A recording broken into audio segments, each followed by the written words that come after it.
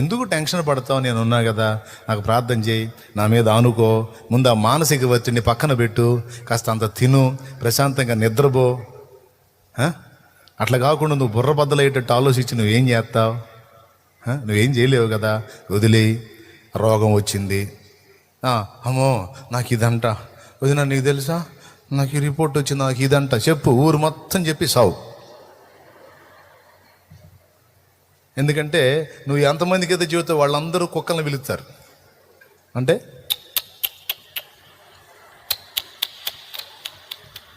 Report చూపించారు, వామ్మ వదిన ఇదా,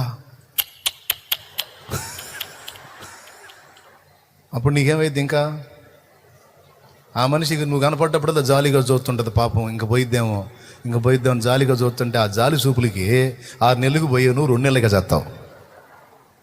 దేవునికి స్తోత్రం. ఎవరి జాలి కావాలి నీకు? ఏసై జాలి చాలదు. ఆయనకి చెప్పు, రిపోర్ట్ ఉంటే ఆయనకి చూపించు, అప్పు ఉంటే ఆయనకి చెప్పు, మనసు నలిగితే ఆయనకి చెప్పు, ఆయన భరోసా ఇస్తాడు. ప్రశాంతంగా ఉండు. ఆయన చెప్పిన ఆజ్ఞ కన్నా ఉండు. అమ్మో నేను సంతోషంగా ఉండకపోతే ఆజ్ఞ మీరినట్టు అయితే ఏసై ఊరుకోడు, కోపడతాడని ఆ మాట కోసమన్నా హ్యాపీగా ఉండమ్మా, నీకు దండం పెడతా. ఆయన ఆజ్ఞగా తీసుకొనన్నా నవ్వు తమ్ముడు, కత్త నవ్వు తమ్ముడు, ప్రశాంతంగా ఉండు తమ్ముడు, కత్త ఇగిలిచ్చు తమ్ముడు, జనాల ముందు కూడా కత్త నవ్వుతా తిరుగు తమ్ముడు, దండం పెడతా.